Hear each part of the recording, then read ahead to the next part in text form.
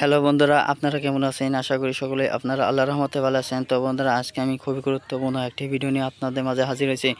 তো বন্ধুরা, এই ভিডিওটি যদি আপনারা দেখতে থাকেন তাহলে বন্ধুরা অবশ্যই এই ভিডিও থেকে আপনারা 100% কার্যকরী উপকার পাবেন। তো বন্ধুরা, এই গাছটির সম্পর্কে আপনাদের সাথে পরিচয় করে দিই। তো বন্ধুরা, আপনারা ভিডিওটির মধ্যে যে গাছগুলো দেখতে পাচ্ছেন মহামূল্যবান গাছ।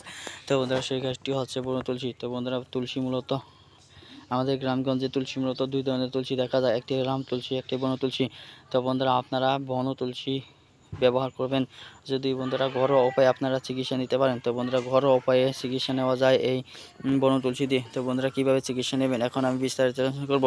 তো বন্ধুরা, যারা দীর্ঘ সময় ধরে ঠান্ডা ও জ্বরে ভুগে আছেন, তো বন্ধুরা বিভিন্ন ধরনের ওষুধ সেবন করার পরও বন্ধুরা বিভিন্ন ধরনের হাকিম কবিরাজদের কাছ থেকে ওষুধ নেওয়ার পরও বন্ধুরা তারপর আপনাদের কাজ হচ্ছে না, তাদেরকে বলবো তারা যদি ঘরোয়া উপায়ে বিনা পয়সায় চিকিৎসা নিতে পারেন। তো বন্ধুরা, আমি যে নিয়ম বলে দেবো সেই নিয়মে আপনাকে কিন্তু ব্যবহার করতে হবে। তাহলে বন্ধুরা অবশ্যই সেই নিয়মে আপনারা অনেকটাই সুস্থ হতে পারবেন। তো বন্ধুরা, ইনশাল্লাহ। তো বন্ধুরা, এই গাছটি কোথায় পাবেন? এই গাছটি পাওয়া যায় গ্রামগঞ্জের রাস্তার আশেপাশে প্রতি জমিতে। আপনারা যেখান থেকে খুশি সেখান থেকে সংরক্ষণ নেবেন। গাছটি সংরক্ষণীয় হচ্ছে বন্ধুরা, এই গাছটি আপনারা কাউকে না জানিয়ে এক নিঃশ্বাসে এক টান দিয়ে টেনে তুলবেন। তো বন্ধুরা, বিশেষ করে যে গাছটি আপনারা ব্যবহার করবেন সেই গাছের অনুমতি নিতে হবে আগে।